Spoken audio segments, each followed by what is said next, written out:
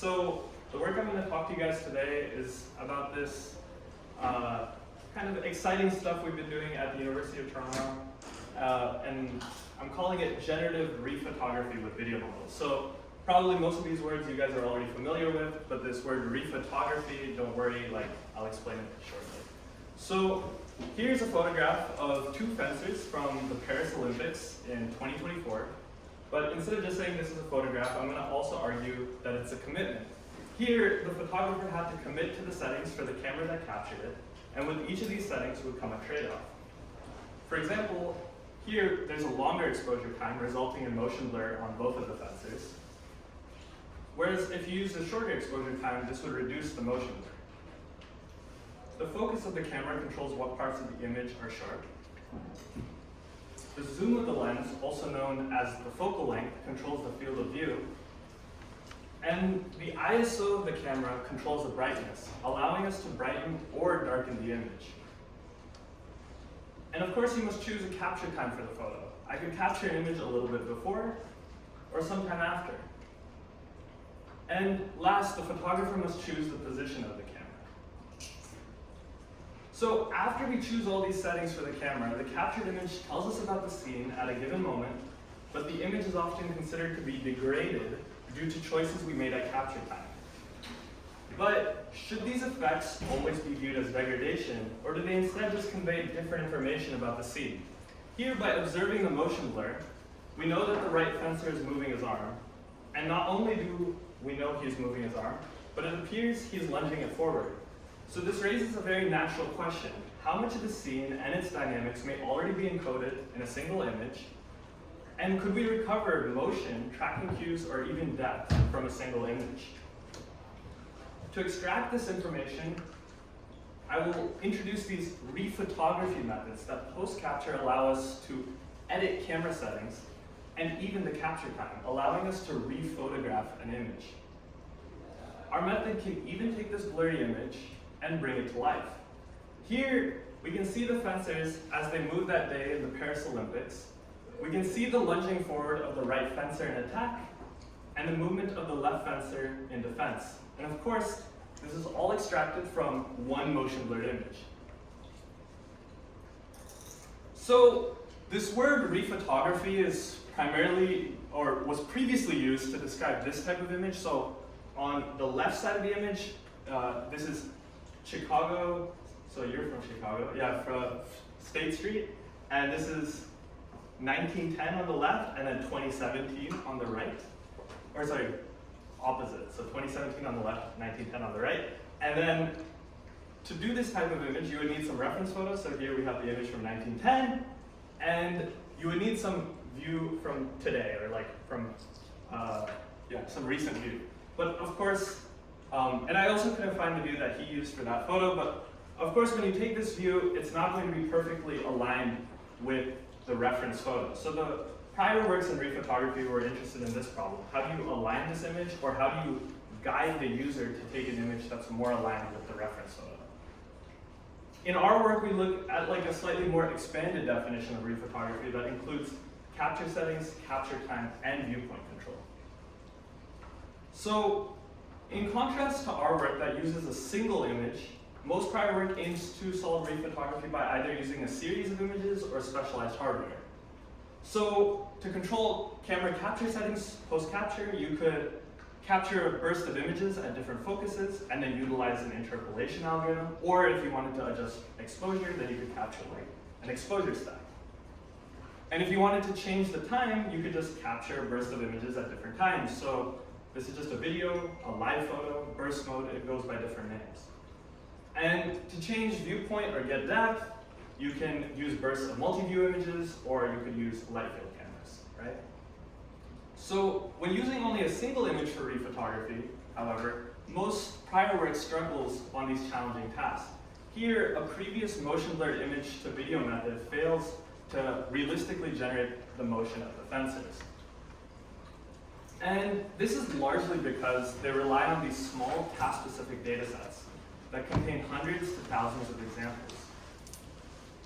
Our insight is that we should look to generative video models, specifically these large models trained on internet-scale video data. we find that these internet models have an implicit understanding of appearance as capture parameters change, allowing them to produce more realistic outputs. So what do I mean by that? Well, basically, these video models have priors over capture parameters, such as focus, which we can observe just through prompting. And we can see this for other capture parameters, such as exposure, which is controlled by the ISO of the camera. So the key observation of the work I'm going to present today is that these generative video models are a really strong prior for building rephotography methods. And if you're anything like me, rephotography is a really important problem because taking photos is very challenging. There are many settings and knobs on your cameras, right? Here's like my smartphone camera display, and all these settings, and it's very often that I mess this up, right? And there's no chances to do over, to retake this image. So with one of our proposed rephotography methods, I could take an image of my friend's dog that's out of focus and adjust the focus of this image post-capture. And even more challenging, what if the moment I'm capturing is not the one I want? Could I extract a live photo from a single image and even rephotograph the moment of time surrounding this capture? This is what I've explored in two recent works that I'm going to present to you today. First, I will present a post-capture control method for exposure time that allows us to extract live photos or videos from a single motion blurred image, and second, a method for post-capture focus control from a single image. So the first project was done as a collaboration with some wonderful people at the University of Toronto and York University. And here we're just going to zoom in on this motion blurred photo of a dress. So maybe just take this image in for a second and maybe do a little simulation in your head of how you think this will move when I play the video.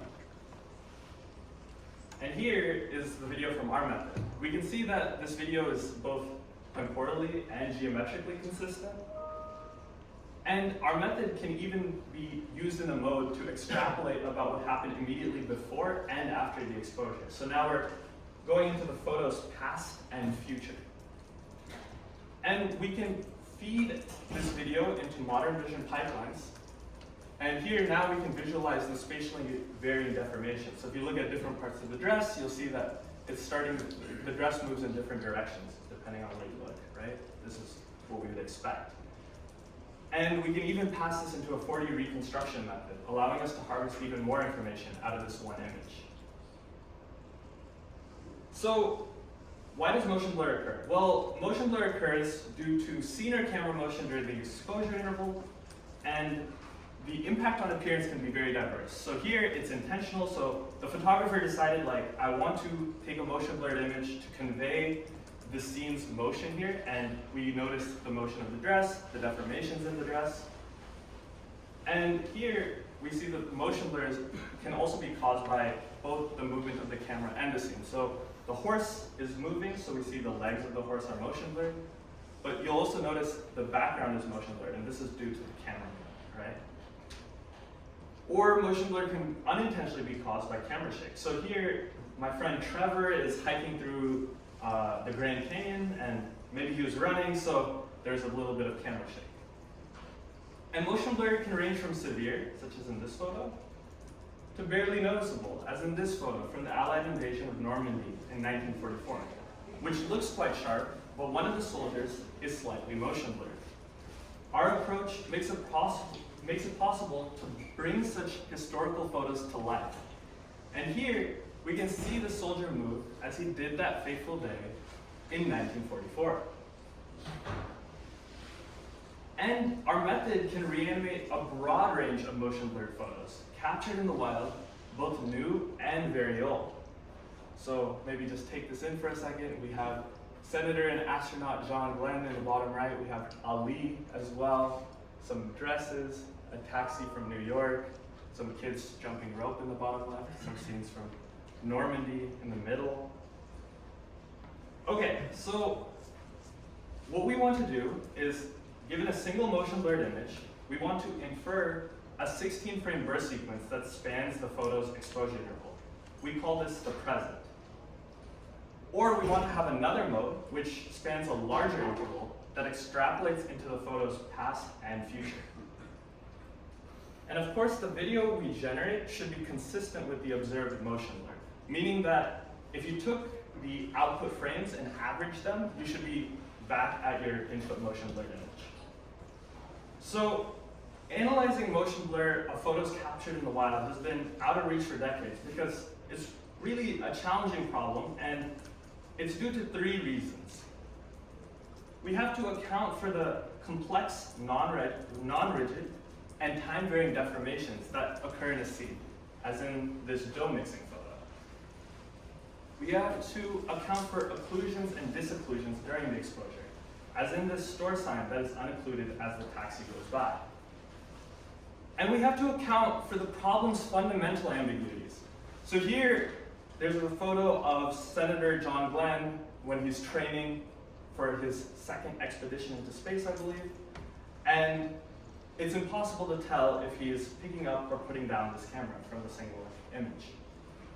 So, up until recently, motion blur analysis has been formulated as a blind restoration problem, with the goal of recovering a single sharp image within the exposure interval. And this could be done with classical or deep learning methods.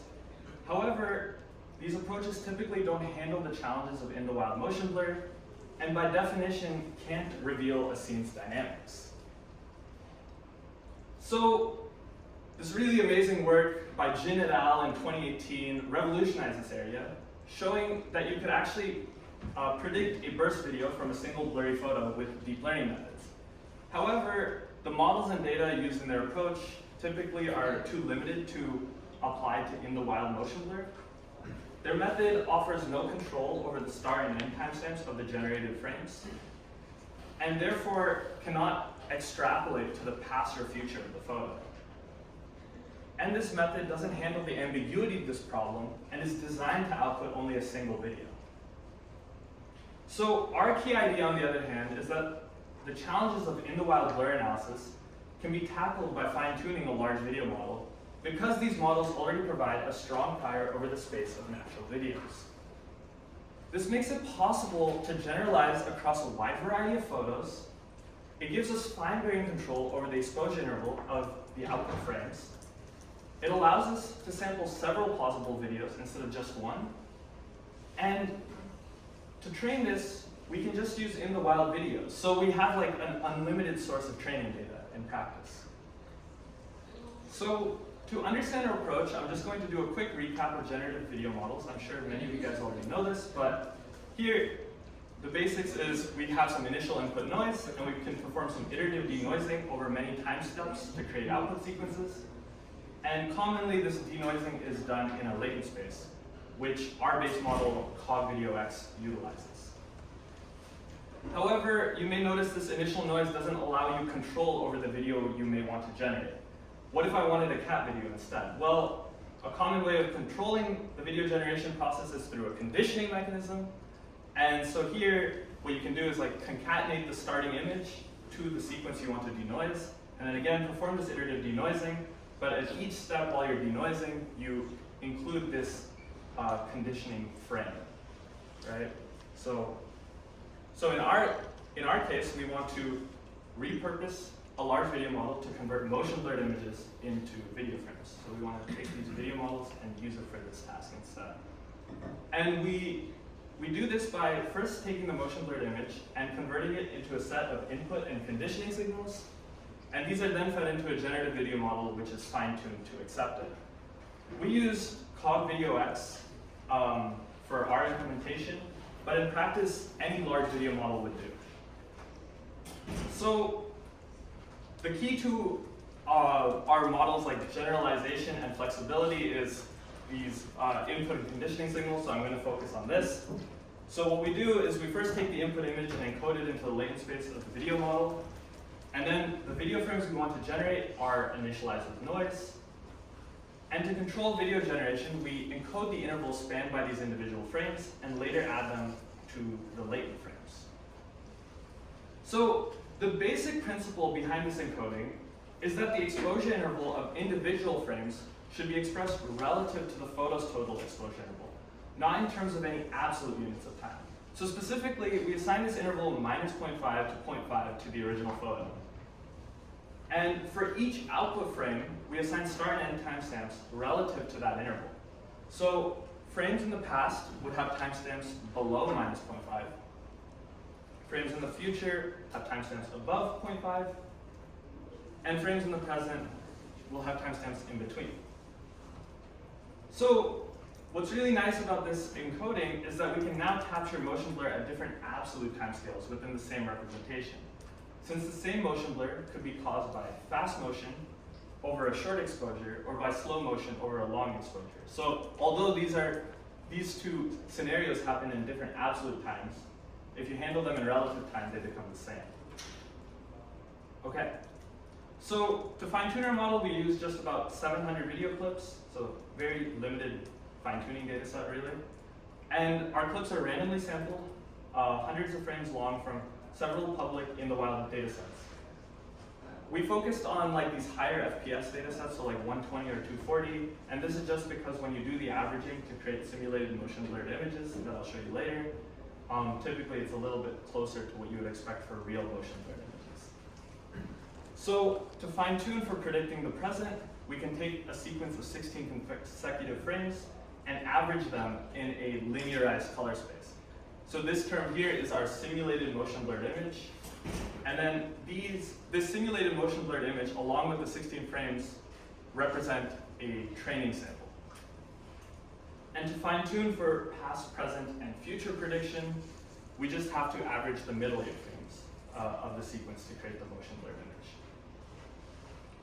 Okay, so as you saw previously, there's like many qualitative results for this paper, but here I'm just going to highlight our what our model can do, and of course the limitations of it as well.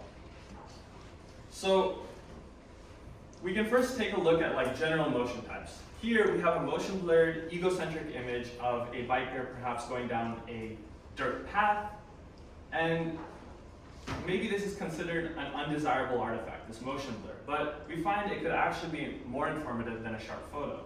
Here we can reveal a great deal of the camera motion. We can capture the strong parallax between the handlebars and the bike, and the ground, and we can even see the occlusions and disocclusions between the two. And here we have a photo of a motion blurred carousel. You could, again, just take a second, create a simulation in your mind of how you think this will move. And then here is our video. We're able to recover this spatially varying motion from the rotation, and even able to differentiate the rotation of the platform here from the steps below it, right? So it's actually using those motion blur cues. And we can revisit this photo of a busy New York scene. There are two parts of this scene to focus on. First, there's this sign that says Johnny Fox's that is occluded during a part of the exposure. And second, through the taxi window, we can see a woman and her dog. Our model is able to generate a video that handles this difficult partial occlusion case, revealing the sign as the taxi moves by. And if you look through the window of the taxi, you can see the lady and her dog become visible as lines of sight through the vehicle open up. Although, if this is really good, like the lady and her dog would also be moving, right? So this is not perfect, but some of these hard problems are starting to get solved here. Second, the blur caused by people in motion, even when quite severe, tells us a great deal about how they moved. Here we can recover the facial expressions and even utilize off-the-shelf methods reconstructing the 4D human pose. Or in this photo of Muhammad Ali fighting Jurgen Blin, the seemingly poor quality caused by motion blur, or you could argue iconic, could bring to life this moment. Here, we can reveal the subtle muscle motions of Ali's shoulders. So if you focus over here, you'll see kind of his shoulder flex. We can see Blin's attempt to block his punch. So if you pay close attention, you can see kind of Blin's arm go like this to block the punch. And we can just see like how their bodies kind of move together. And we can even take this sequence and run it through a 4D reconstruction method, allowing us to replay this moment from different viewpoints. And here we have some ice skaters from the recent Winter Olympics in Milan, with different amounts of motion blur for each skater caused by the death. And I'd also like you to just pay attention to the blur on the skaters' legs and skates. So here you can barely make out anything that's happening. But after reanimating this scene, we can see the skates and the motion of each skater as they bend into their turn. Third, even photos that have very slight blur, as in this case of John Glenn on the space station, can in fact be reanimated. So maybe again, just take a second and think about like what you think will move in this scene. It's very subtle, so it might be hard. And here we can use our method to reveal this like subtle but very cool motions like the compression of these pipes and these other instruments floating around in zero gravity. Any other questions? Yeah, right. I guess for things like this, are you sure it's faithful to the real motion, or could it just be like guessing from the image? Yeah, absolutely. So I think, so in the paper we have like some analysis of like how faithful this is within the exposure interval and without. So when you're within the exposure interval, the predictions are like more or less like as good as like a single image deblurring method. Like if you're just trying to predict the sharp image in the middle, but once you start going into the past and future, now you're just extrapolating, right? So I'm more thinking like faithful to the like real motions. Like if there's very tiny motion blur, it might just be like a video model will still guess even if there's no motion blur. right. So ideally, the fine-tuning objective is that if you sum these frames, if you average them, you would be back at the motion blurred image, right? So if you're in the present mode, typically like the motions won't go outside of the, if that makes sense. But yeah, I don't have that type of slide in here, but yeah, And we have an analysis of this in the paper. Yeah, and we can observe another scene of soldiers landing on the shore of Normandy. So here, there's a slight amount of motion blur on this soldier on the right, and we can reveal the flexing of his body as he ran on the beach all that time ago. And if you look closely, you can observe the motion of some of the soldiers' hands on the left side of the photograph. So this one's very subtle. Okay, so now to generate several plausible videos, it's very straightforward with our model, since it's just a matter of running our model multiple times with different random seeds. Here, we see the models prior about how scenes move, resulting in consistent forward motion for this horse, because presumably most horses that we see run forward, but bimodal head movement in this case. So why does this method seem to generalize so well from such a limited amount of training data? Well, we believe this is because large video models implicitly encode the relation between blur and the motion that caused it through their training on like large-scale, internet-scale data. So here, given a vertically motion blurred photo of a soccer ball, a commercially available model predicts a video of the ball also moving vertically. And the ball moves roughly horizontally if the input is horizontally motion blurred. So that said, our model's output videos can have artifacts, such as not recovering motion when it's clearly there, generating motion when none exists, such as on this wall here, other localized artifacts like what we see on the horse's hoof and body. And in cases of extreme blur, our method can have catastrophic failure. So we might not be there just yet, but we believe we're getting closer to an era where motion blur could actually be reversed to some extent, which raises a pretty fundamental question. If a beautiful motion blurred photo like this one can actually carry more information than a sharp one, should the cameras in our pockets stop avoiding motion blur at all costs?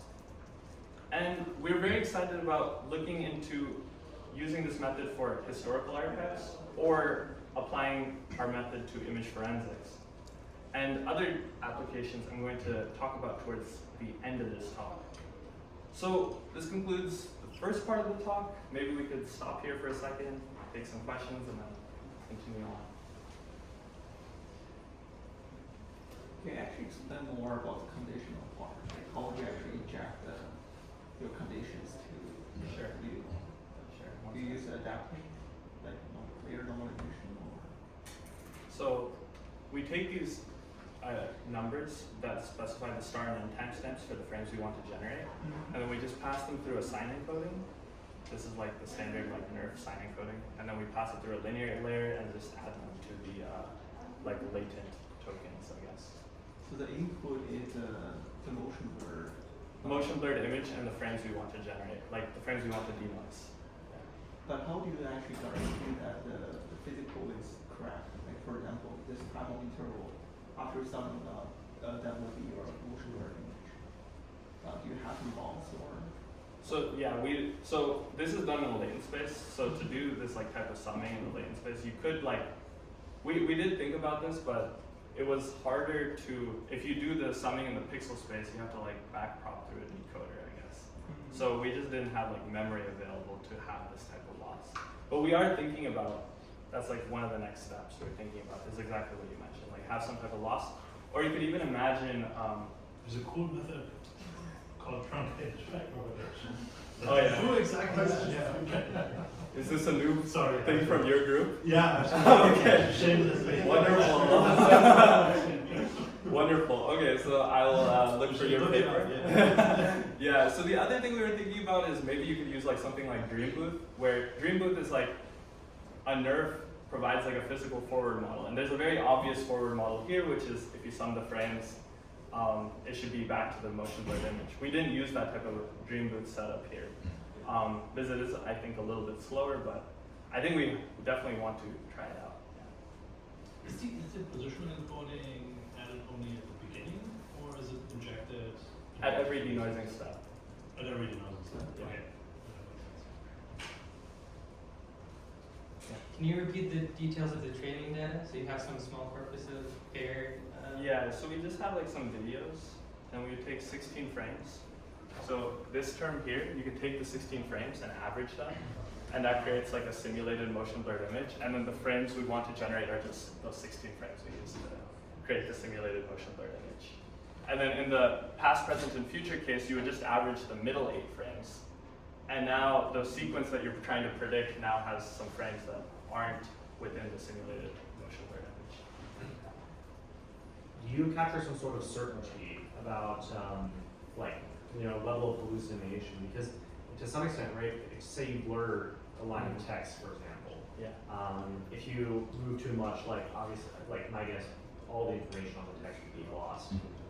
Whereas if you, say, blur a car, probably most of the relevant features are still there for the model to hallucinate, but accurately. Right. Whereas for the text, it would have to hallucinate inaccurately. Like having that sort of,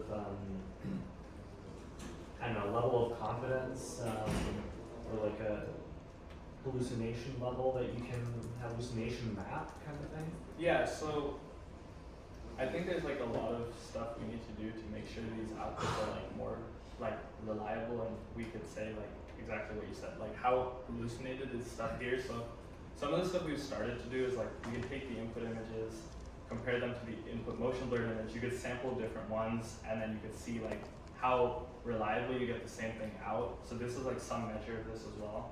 But yeah, I think like this is still relatively like unknown, and it's definitely a question we want to answer. Okay, cool. So it looks like we can go to the next part of the talk. Great. Okay, perfect. So yeah, okay, great. So now we can move on to this part, which is a post-capture refocusing method. This was done with some collaborators at Adobe. Okay, so here I have a photo of my friend Justin and his dog Mocha, and I'm going to show you guys a refocusing method that edits this image so we can bring Mocha back into focus. This method works on a wide variety of scenes and cameras, such as this film camera here. And of course, it even works on your selfies. Our method generates full focal stacks, allowing for fine-grained post-capture focus control. Okay, so first, I'd like to do an overview of depth of field. So these are the distances from the camera that are sharp or in focus. So common ways of adjusting the depth of field are by adjusting the aperture or the lens position. So if you used a large aperture, this results in a shallow depth of field. So for this scene, the near region with the man is sharp, but the flowers that are farther are blurred. So you can see the near image, man is sharp, but the flowers are blurred. And if I use a smaller aperture, now I have a wide depth of field, so now both near and far are sharp. However, smartphone cameras typically utilize fixed apertures. So instead, we can adjust the depth of field by moving the lens position. And this is known as like an aperture priority mode. And by adjusting the lens position, we change what depths are in focus. So this is what I'll refer to as a focal position. So a series of images at different focal positions is also known as a focal stack. Here, I visualize a crop of the man's head. In this case, it's sharpest in the second image of the stack. But different objects come into focus at different focal positions. So depending on their depth, different things become sharp at different distances. So when capturing a scene on a smartphone, the focus of the image is either selected with an autofocus method or a manual adjustment, which is done by tapping on the screen. So you guys might do this sometimes. And another thing to keep in mind is that focus is often subjective and depends on user preference. So there's no like right image between these two. It's just maybe what you care about in the scene, and you wanted to, maybe you want one of these two. And an autofocus method would never know which one you actually like, right? So changing the focus for a scene is also known as a focus pull. So here, it's done as kind of like an artistic effect, and we can see the focus change from this plant that's in the black pot to the plant in the blue vase. However, often autofocus fails, or the captured focus is not preferred, and it's difficult to edit after. So there's this need for these refocusing methods that post-capture allow you to edit the focus of the image. So refocusing has been explored in many works over the years. Primarily, this interest started with light fields. So here I show a light field image rendered as a focal stack. Although these images are interesting, light fields typically require specialized hardware or multi-camera rigs to capture. And the task of refocusing from non-light field cameras has been explored in various capacities, with traditional methods aiming to blindly estimate a blur kernel and a sharp image. But these methods assume a constant blur kernel across the image, and by definition can't handle depth-dependent blur. And recent deep learning networks that have aimed to blindly learn this refocusing, again, are reliant on small training data sets and struggle to handle images outside their training distributions. So we were inspired by these movies and videos that utilize focus pulls, and our observations that generative video models actually have strong priors on the task of refocusing, which we can observe just through prompting. So this is pretty cool. Like just with this simple prompt, you can generate this video with the focus modulating. Like this was very surprising when we first saw this. So we proposed to take this classical refocusing task and convert it into a video generation task. And additionally, we pair this with a simple focal position conditioning mechanism that lets the network become aware of the input focal position. And finally, to fine-tune this, we introduced a large-scale focal stack dataset on iPhone consisting of 1,600 scenes in various everyday settings. So our model aims to learn refocusing, and given a single image in the focal stack, we aim to predict the remaining images. And as I mentioned before, we treat this as a video generation task. It's also important to note, we assume we know the input focal position. And our videos are generated at fixed focal positions that span the possible range of our camera. To illustrate our method, I'm going to show focal stacks of length 5, but in practice, we actually use focal stacks of length 9. So again, here, the input image is the first position, and the remaining images in the focal stack are generated. So I'll just say it again. Our model's inputs are this input image and the input focal position.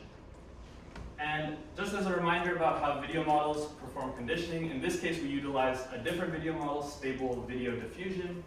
And this one has this conditioning sequence where they concatenate the starting frame, but also at the remaining positions they include these zero vectors, which I represent with this black image here. And then again, they perform this iterative denoising, but now they include this conditioning tensor at every denoising step, right? So this is just like stable video diffusion specific. So a simple way to specify the focal position, which we want to do, is just by changing the image index in the conditioning sequence according to the focal position.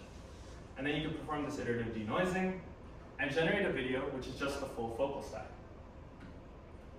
And if our input is at a different focal position, it's as simple as changing the conditioning vector to the corresponding position.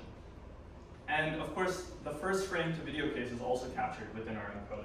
So really, this is just a more generalized version of stable video diffusion's encoding, where stable video diffusion always has the starting frame at the first position, but now you could move this input frame at any of the positions as conditioning. And to train our model, we need to have a data set. So we captured a data set of 1,600 focal stacks on iPhone. Our data set spans like a wide variety of settings and objects, and it's typically, we captured in like close range distances, so this is like a macro photography data set. And yeah, it requires me to bother a lot of people to get these types of images. Most of the world is actually surprisingly dull and doesn't have many depth variations. So yeah, to take these types of focal stack data sets, you need to put a bunch of objects on tables and try and make the depth variations interesting. Okay. So to generate training pairs, we can choose a arbitrary position in the stack as input. So here we can just take like the second position and make all the other positions like zeros. And the ground truth we would want to predict is just the full focal stack, right? And to train our model, we train for like some 200K iterations. And as I mentioned before, we actually predict focal stacks of length 9. So we can first take our trained model and compare on refocusing within our data set. So here, given a baseline method, we see that when we want to refocus to bring the zebra's head back into focus, like it doesn't look that good. But with our method, we're able to generate a head for the zebra that looks more perceptually plausible. And it's important to note our method generates a full focal stack. So here now a user could select their preferred image from this generated stack. And in this example, we want to bring the design of the brown table into focus. And again, the baseline method has a very blurry reconstruction, while our method is able to generate a superior result. And you can pay attention to the white pattern if it wasn't super obvious to you. So, and again, with our method, we can generate full focal stacks, and most importantly, they are consistent across all the focal positions. And I'll use this ability of consistency later for some downstream applications that hit the depth of field. So we can take this model and now apply it to everyday user photos. So here's a photo from my friend Juliana. She's hiking through rice terraces in northern Vietnam. She's being guided by this lady that I've circled here. And this lady like crafted this plant into this shape of a heart and gave it to Juliana. But when Juliana took this image, the autofocus failed, and and she didn't realize till after she came back from her trip, oh, this is not the image she really wanted. So with our method, we can provide a refocused result, maybe closer to our intent. And it's also important to note that for in the wild images like this, sometimes we have access to focal positions through the metadata, but in cases we didn't, we have to take the input image and put it at all input positions and then choose the best output. So that is kind of like a limitation of our method. Our method also generalizes to photos from cameras outside the training set, such as this film camera. So here we can see details in the face, glasses, and hair come back into focus. And here's my desk. This is an image from a DSLR. And although so for this to work, the depth of field ranges for the captured camera must kind of be similar to our iPhone captured data set. And in the refocused image, you can start observing like maybe the background wallpaper, the globe come back into focus. And our method even works on photos of very tired students before the SIGGRAPH deadline. All right, so we can perform depth of field. So as I mentioned before, our method outputs stacks that are consistent. So now we can use this to do depth of field editing. So we can take an input image, generate a focal stack, and then we can compare 3 different images. First, a single image where most of the face is in focus. Second, an edited depth of field photo where we can combine 5 images with a focus stacking software. And finally, an all-in-focus image where the full stack is used. First, we notice that both the edited depth of field and all-in-focus image have additional details in the hair. So it might be kind of hard to see, but if you really kind of pay close attention to the hair, you'll see some extra fibers maybe. And then with the all-in-focus image, we can also get the background to be sharp as well. So our model still has its limitations. In cases where the depth of field ranges of the camera are not similar to our iPhone training set, our method can often fail. So here, since there's a very large bokeh due to a large aperture, the background light blur is very large. So when we try and refocus, our method fails. So we might not be there just yet, but we also may be approaching an era where defocus blur could be invertible to some extent. And this ability would allow us to capture images with large apertures and avoid noisy images from small apertures. And we're also pretty excited about redesigning autofocus methods with knowledge of these generative priors, or using these focal stacks to recover depth information. And many other applications I'm going to discuss shortly. So with that, you've seen both of the works I want to discuss. We can take a second here. I have like a small conclusion section, and then, yeah. So anyone have some questions? Do that now. Yeah, so the second work, the training is not a conditional training, right? You train, or you fine tuning using your data set on the video model. Yeah, that's it. But for a video model, like usually they will move, right, the things. If you're fine tuning using your relatively static, like bird or different on focusing image, how do you make sure that the generated images won't move? Well, so the data set is captured all static scenes, so that's an important point. So, but you're fine tuning on the pre-trained results. yeah, I mean, I guess like the answer is that some videos are static, right? Like there's many videos where the camera doesn't move, and like maybe things are moving through the scene, or there's just small changes in the scene. Like if you look at these focus pull videos here, although the camera is moving a bit, like, so just like out of the box when I ask it to do like a focus pull here, so this is like Firefly, but you'll notice like not too much is changing. There is a little bit of camera movement, but during the fine tuning this goes away, I guess, is the answer. So fine tuning, do you froze some of the layers, or you fine No, it's full fine tuning. full fine? And it just, when you look at the output stacks, as you saw, like the depth of field, everything, they're all aligned and static. Right? So, Cool. yeah. I wonder what's a sort of inference generation speed for the video for them? Yeah, right. That's a great point. So I think, so this was implemented with stable video diffusion, which is like a year or two old now, and this is a very slow model for its time, I think. But now, if you use like the same settings with like a newer model, it would be like 3 seconds, but that one was like a minute, I think. So, yeah. Oh, sorry. Oh, I yeah. mentioned this was because I think there's I see silly paper, like a class paper honorable mention. One is constellation mirroring. Yeah. How do you see the sort of pros and cons of your work versus? Well, so they're doing something fundamentally different, which is like per pixel they have like adjustable depth of field, right? Like they're able to change the focus point, like spatially varying. So that type of is like a very specific like optical setup to do that. And I don't know the trade-offs with this setup. Actually, I am meeting with the first author of that paper in like a few days, but so I'm very excited to talk to her about this. But yeah, I guess with conventional camera lenses, you have these trade-offs, and so this is where our method makes sense. But maybe for that, it's like the optics are really nice. And yeah. Honestly, is that so I went to their demo and I think they can do like real time. Yeah. So maybe that's like a sort of inference speed if this sort of application has more of the sort of priority. Yeah, right.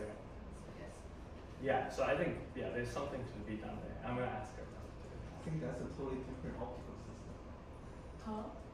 They do the all inputs optically rather than. Yeah, exactly. They're doing it optically. But there's an interesting overlap here, right? So Absolutely.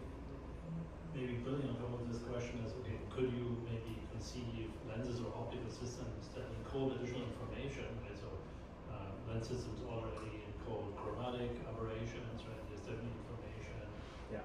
beyond just autofocus blur that you could distill out of that chromatic depth dependent blur.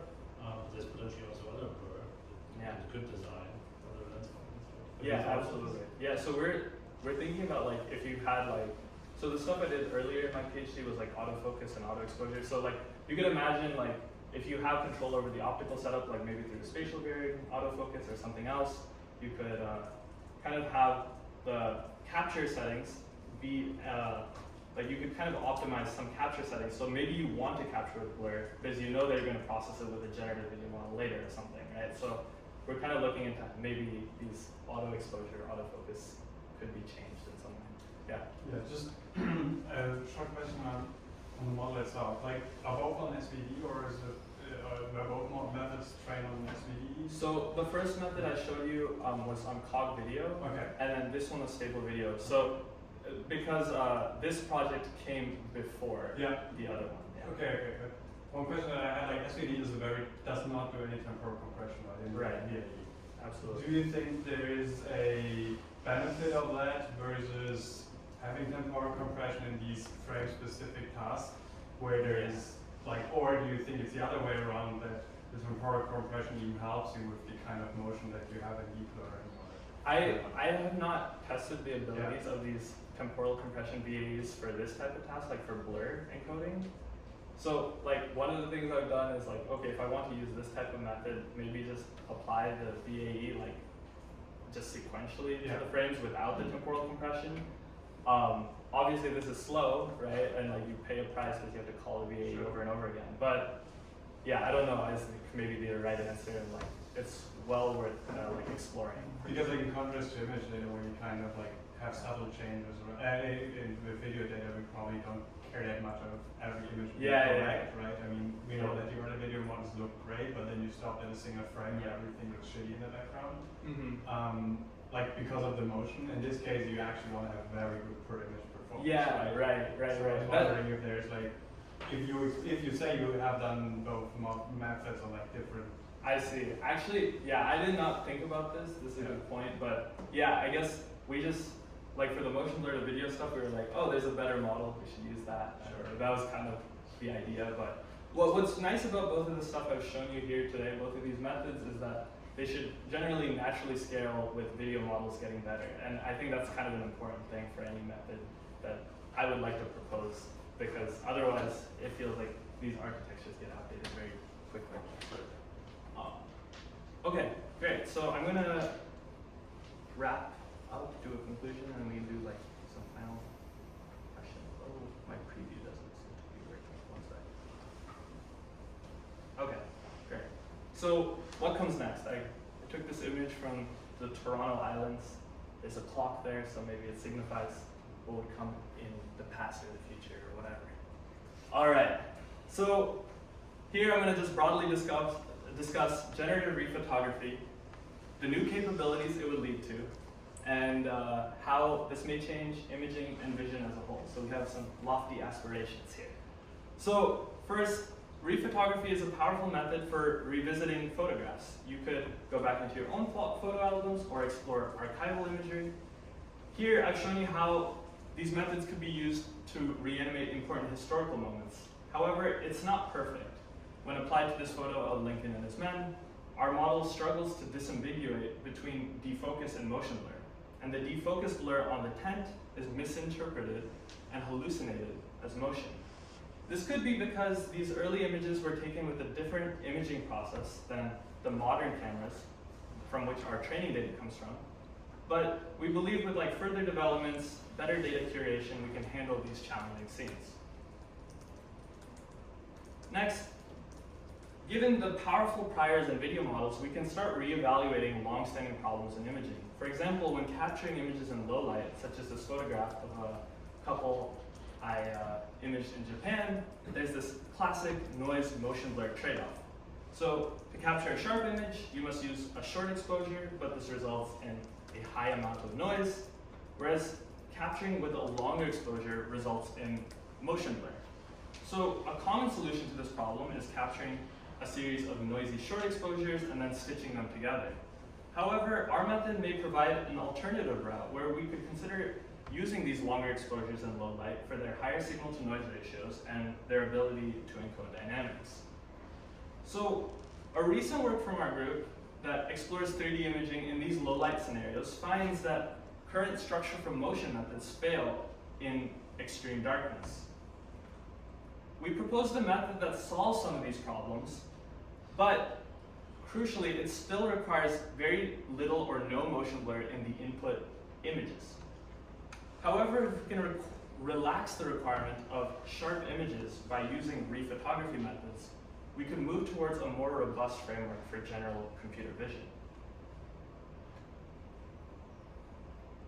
Next, we can use these methods to build foundation models for imaging and vision as a whole. In this talk, I talked about motion blur and defocus blur analysis, but we could also examine other capture parameters such as exposure, or ISO here. So here I show some preliminary results of a method I'm developing for converting standard SDR videos, such as this one, where the floor is clipped due to a bright light source, into an HDR video where we can see the full dynamic range of the scene, or we could say we generate the full dynamic range of the scene. And we're also interested in seeing how these methods could reanimate images from other sensor modalities, such as those from single photon cameras. So here is a stack of single photon frames, and if you added them up, then you would get an image like this, but you can notice that there's some motion blur on the hand. So our method can reanimate this setup, and we hope to use our method for any other sensor modality where motion occurs during capture. And finally, I think these rephotography methods I presented today allow us to rethink the conventional wisdom of avoiding blurry images, because we often interpret them as degraded. Instead, these images encode dynamics, camera motion, and depth, and these blurry images may in fact contain more information than their sharp counterparts. And with that, I would like to thank my wonderful collaborators and mentors. They are kind, patient, and brilliant. Thank you.